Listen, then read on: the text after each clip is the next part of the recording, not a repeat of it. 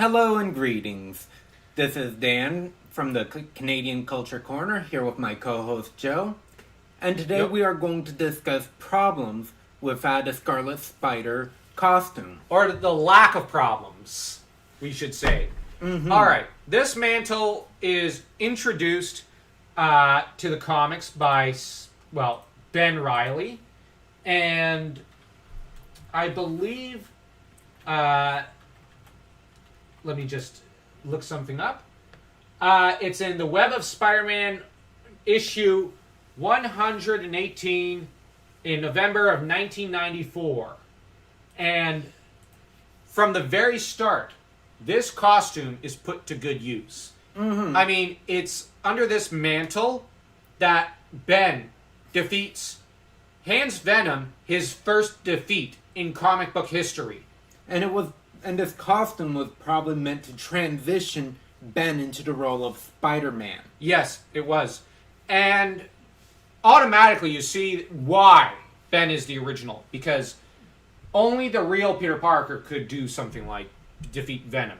Now, on the other hand, the clone had done a good job keeping the seat warm, I would argue. Now, you might find that's offensive or whatever. I don't really care.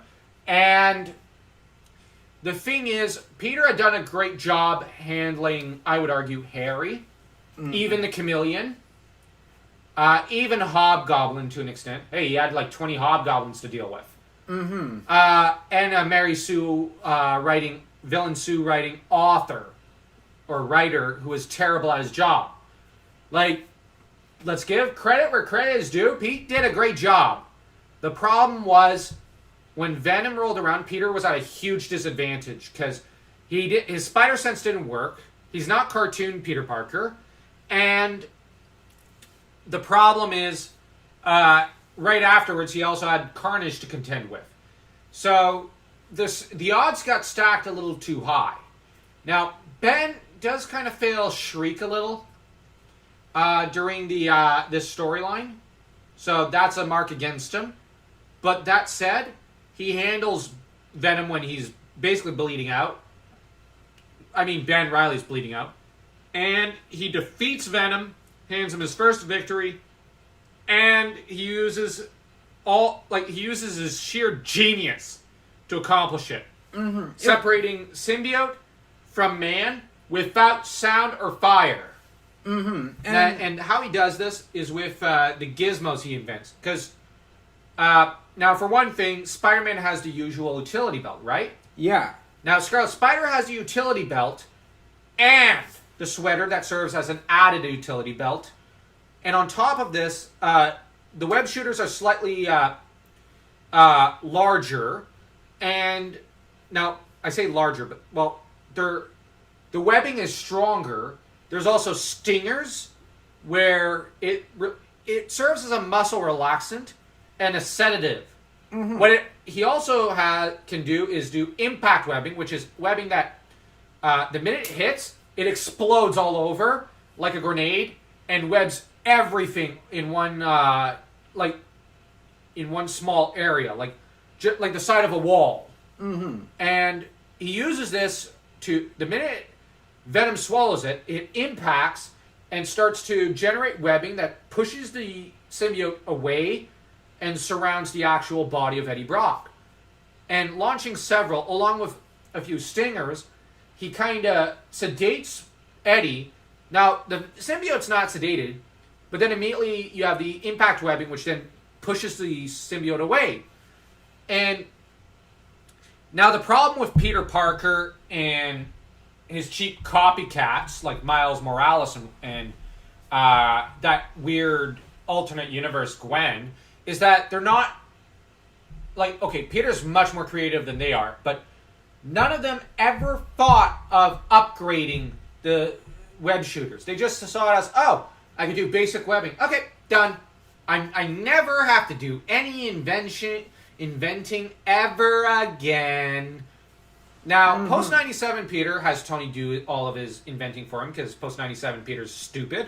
I don't want to talk about now, that. I'm not saying relying on Tony Stark makes you stupid. I know. I was just going to cover myself because there's going to be that guy in the comments. Now, the thing is, Peter, post 97, does not do his own inventing. Tony made him that Iron Man suit for him, and Peter never bothered to modify anything on his own. It's why post 97 Peter It's garbage. is garbage. I don't even want to think of that Peter. Yeah, he's not. He's so dumb. Yeah. Hell, this is the same Peter whom, like, honestly, like, who would cheat on MJ every second Tuesday. Mm-hmm. And then when he gets caught, he'd try to, like, honestly, he's a disaster.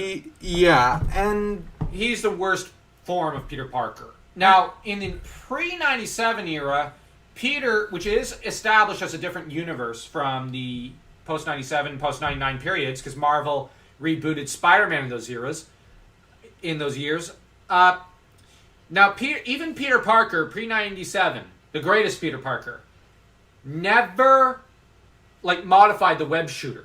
Ben, the original Peter, did. And he also added more utility belts because he wanted to carry more web shoot cartridges with him. And post 97 Spider-Man contradicts something that happened with Peter when Peter put on the Scarlet Spider costume. He checked out the toys and it's like he fell in love with them. There's no way he'd go back to the regulars. Yeah, because the regular web shooters are garbage. Oh, well, what about the organic webbing from his actual wrists?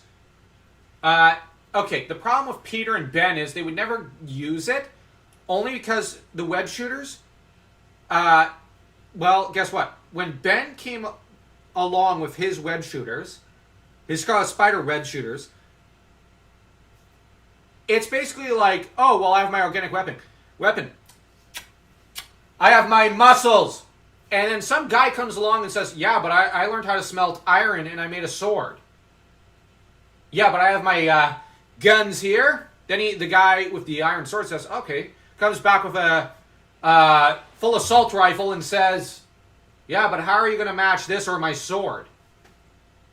Oh, well. Yeah, that's a problem. That's essentially the situation, because the Scarlet Spider web shooters are to the web shooters and webbing what a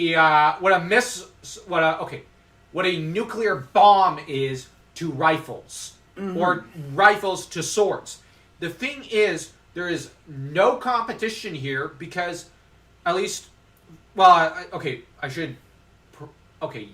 some still use swords in an era of gunpowder, but I should say modern rifles to swords and guns. But the thing is, though, when Peter claims the Scarlet Spider mantle, I actually think they should have kept him with that mantle. The swap was one of the best ideas ever, because Peter came to hate the Spider-Man mantle and costume. He hated it. He reviled it. And it had done nothing but traumatize him. And his growing to hate the mantle is one of the most tragic stories. But to actually retcon it out, I find it's, oh, we're just going to scrub away Peter Parker from this.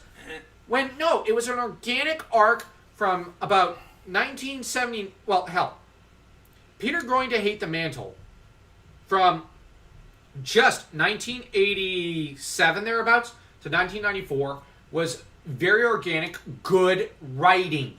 And the arcs in this story, the Venom, like the marriage, the Venom thing, the Chameleon, Green Goblin, these are the best. Like, do you know why the cartoons and movies always take those stories? They're the best ones from the Peter Parker Spider-Man era. So, of course, Peter ends up being traumatized and saying, I don't want to do this no more. But then when he gets the Scarlet Spider outfit, he goes, okay, I don't have that baggage. At the same time, he's got another thing. He's looking at the web shooters, like you said, and he's going, I just got an assault rifle when I was originally drafted to use a sword. Cool. And he spent that entire adventure pretty much playing with all the gadgets. Yeah, because he's going, all right, so it can fire off spider tracers, it can fire off stingers, it can fire off impact webbing, it can do normal webbing. If I recall correctly, Cool. in that issue, he tested some of the gadgets essentially in private. Well, it's more than one issue, but it's the story where where Peter Parker is arrested for several of Kane's murders. Yeah, actually. the trial of Peter Parker. Great story, great writing. Read it. This brings forth a positive of the 90s. Boldness. Yes. And The writers wanted to experiment and try new things and take the characters forward, not backwards. And the problem I find is that at the end of the 90s to early 2000s, a new set of editors came in who said, no, we don't want you advancing the character. We don't want character arcs. We want them to go backwards. Now, I think there's something that, as we've been examining the costumes, I've noticed.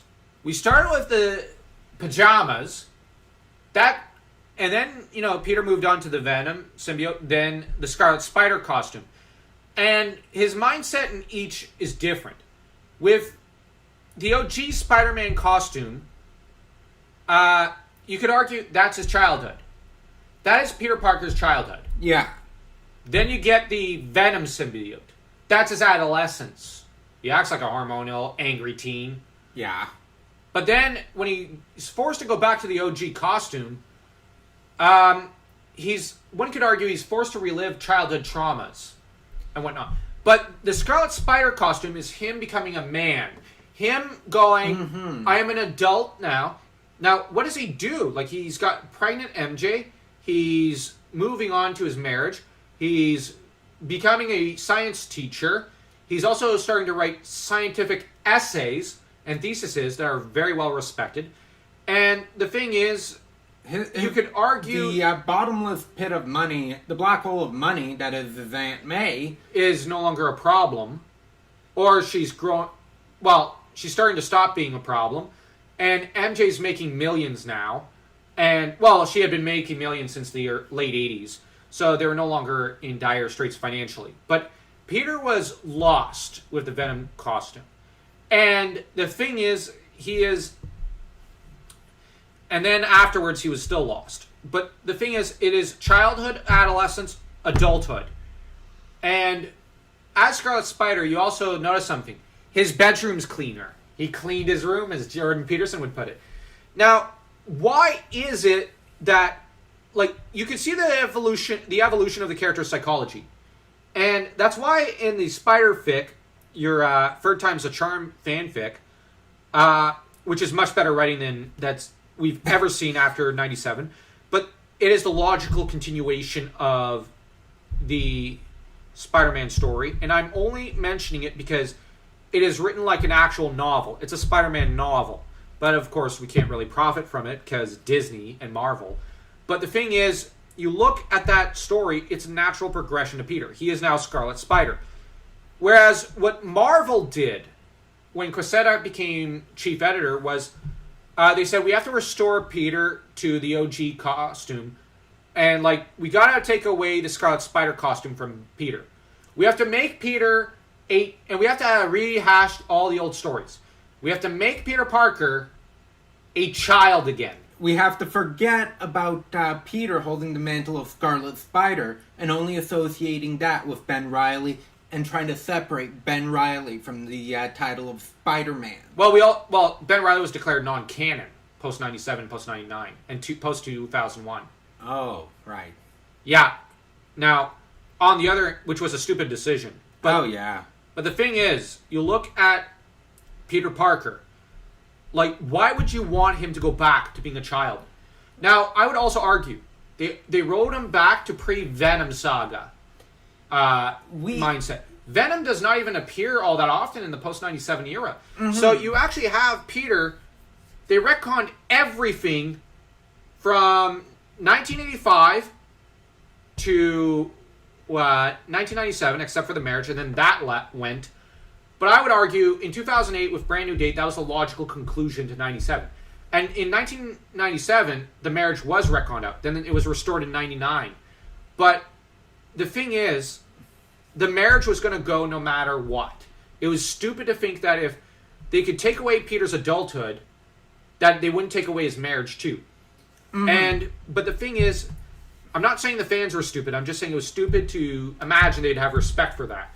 But the thing is, writing Peter back into that old status quo was essentially removing from continuity his child was removing his adult life. And the Scarlet Spider mantle for Peter, making him Scarlet Spider, was not demoting the character. It was promoting him from the position of adolescence to adulthood. It was his hero's journey. And I know there's going to be someone like Eric July, whom I have great respect for, but who's going to go, oh, mantle, mantle, mantle, that's your argument. No, my argument is character arc. Mm-hmm. Like, there's too many people are going to say, well, Peter Parker, it must always be him under the costume of Spider-Man. Yes, but if you look at the writing for Ben Reilly, he is Peter Parker. They wrote it in that he is Peter Parker. There were hints from the beginning he was Peter Parker. And technically, Peter Parker is under the mask. That's why I want Peter Parker under the mask of Spider-Man. Hence why I want Ben Reilly under it. And I think that the clone should have the Scarlet Spider mantle. But I think that it's not a matter of demotion and promotion, as it's a matter of adulthood. And their destiny. In a way, Ben Reilly, or the original Peter Parker, we'll call him Peter right now. Mm-hmm. Peter was exiled from New York by the Jackal. He was a broken man, and he said, I never want to resume the Spider-Man mantle. I never want to wear that costume again. So that's his childhood. His adolescence is Scarlet Spider. But then, it's only when when Peter tells him, you are Spider, the clone tells him, you are Spider-Man now. I'll have the Peter Parker life. I don't mind, because Ben tells him, or the original Peter tells him, I don't want that life anymore. Okay, so Peter, the clone, takes the life, but gives him the costume. But Ben considers putting on the original duds, but then says, I'm not that guy anymore. So he realizes he's not a child anymore, but an adult, a grown man. So what does he do? Well, he takes the original duds out on a joyride around the city once. He then goes back and makes himself a new costume, a cooler looking one, which combines elements of Scarlet Spider and Spider-Man. And even you can notice some of the coloration, just minor details of the Venom outfit. He combines them into one because this element of the OG costume, Venom, Scarlet Spider, of childhood and adolescence has formed the man. The child is father to the man. Peter, you look at the OG costume, there are elements of it that went into the Scarlet Spider. And you look at the way Peter handles it, like he's becoming a child at heart again. And the thing is, their destinies took them along different routes. And the thing with Ben or the original Peter, is that all of his experiences have formed the Spider-Man he has become. And that is why he should be Spider-Man. Mm-hmm. But that's going to be an argument for next week. We covered some of this in the problems episode with the OG costume. It's a matter of nostalgia. The writers and editors are so nostalgic that they threw out the 90s, which there was a lot wrong with the 90s. Yeah. But they went bold. They weren't afraid of change, whether they positive or negative. Yeah. But then in 97 they decided to throw the baby out with the bathwater, and today we have Miles Morales that is getting his own clone saga, dealing with his own Jackal. And they brought in Kane to be Ben essentially. Then that didn't work, so they're bringing back Ben finally. But the problem is they're going to miswrite him too. So they have 50 different Spider-Men. I'm actually going to say all of them being miswritten. And I'm going to say this. They should kill them all off, get rid of all of them, throw a bit of the baby out with the bathwater, so that you only have two Spider-Men. Ben Reilly and Peter Parker. They're the only Spider-Men you should almost have. I know in your story you've got a third one, but the thing is, you shouldn't introduce 50 Spider-Men all at once. It should be slow, one at a time. That's how the Batman, Superman, Flash, Captain America writers all did it. And you look at, but the thing is, they threw out, like you said, the baby out with the bathwater. But I argue that in your story, Scarlet Spider is the mantle Peter took because it's, now for one thing, it's the man he's become. He's become a more like you look at the costume, it looks more cheerful. It looks brighter. He's trying to be a brighter human being because Ben's adolescence was spent abroad, and sorry, had to take care of the dog there, and poor puppy. But anyways, now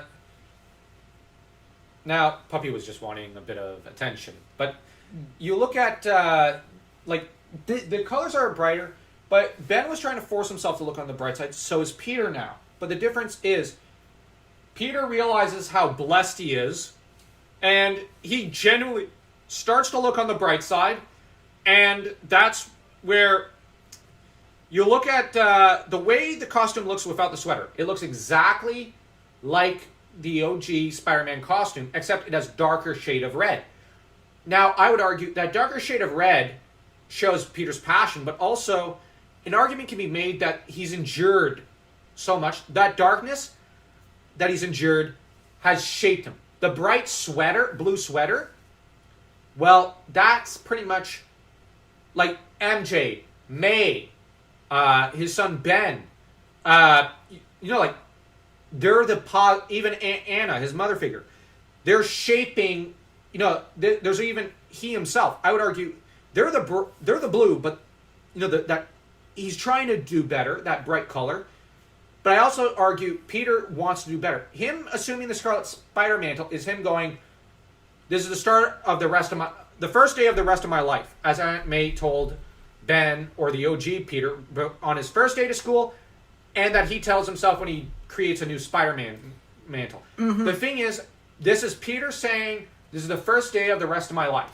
And looking at that with the hoodie, the hoodie gets more damaged, more tattered, but it's still in one shape, which could symbolize the fact that he's still struggling with things. Like he's endured so much, but he's still standing.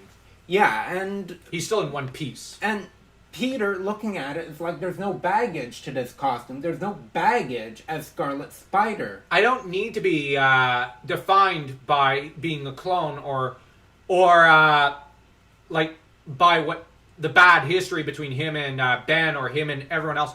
He could just be himself. It was a new era. This is similar to as what happened with Wally West. Yes. Becoming the Flash. I mean, when Wally became the Flash, there was no need to bring in Barry in order to try and get him to sell. Get him to sell, ditching Wally.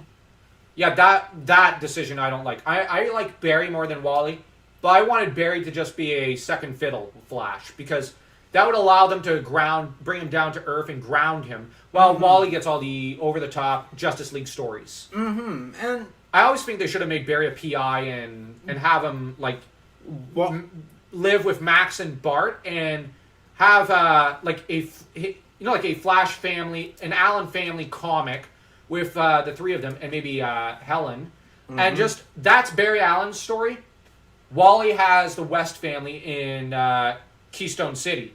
Wally is proof that you can have a legacy. You can have a generational character assuming a very popular mantle. Yeah, sure, there was Jay Garrick and Alan Scott, but it was hell. You look at Alan Scott and Jay Garrick in the 50s. They're winding down. What did Julius Schwartz have the writers do? Create two new characters. Barry and Hal were more popular than Alan and Jay. But you look at Jeff Jones, what did he do when Kyle was getting unpopular? He revitalized the character, and he brought back Hal so that fans of both characters could have everything they want. Now, admittedly, his run started to kind of peter out in 2011 to 2012, especially with his later decisions of what to do with Kyle and Geek Gardner. But the thing is, for the first while, for the entire post-crisis period, it was perfect. And I say that as a Kyle Rayner fan. While Hal Jordan's my second favorite superhero of all times, Kyle's my favorite. So, I was pretty it felt like he was catering to the kind of fan that I am. Like my sort of fan. So you look at the fact that Peter, I would even argue there's an argument to be made about retiring him to an extent and making him more a part-time hero. And this has to do with the Scarlet Spider thing, and that has to do with Peter needed to move on in his life. Yeah. And he needed to... I liked the idea of him and MJ getting married, popping out kids, and them not having any of the superhero drama. And them being the beta couple, like Marshall and Lily, to kind of Ben Reilly's, or the OG Peter's, Ted and Mosby.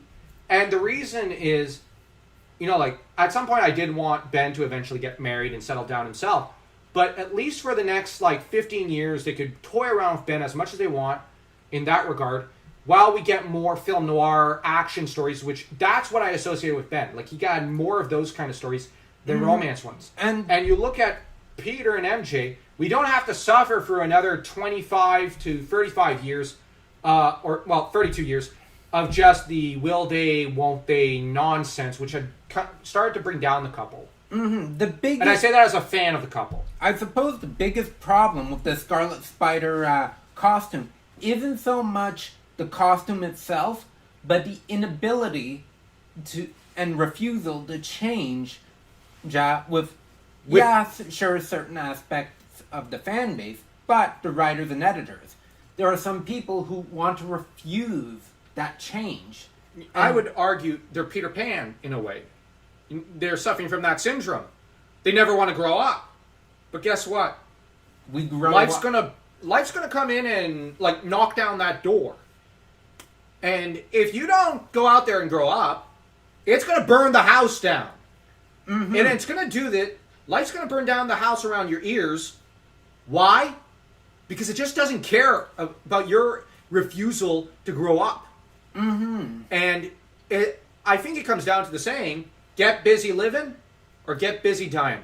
So I think we're starting to wound around in circles, so let's end this. Mm-hmm. Summary, people are unwilling to change because they're so stuck in nostalgia. Go take a look at our previous 2 episodes to learn a bit more about that. Now, this is not an attack on the fans. We would never do that, but this is an attack on the writers and editors and artists and whatnot. Well, maybe not as much the artists, but guys, if you say, well, I want more of the previous era, just read the reprints.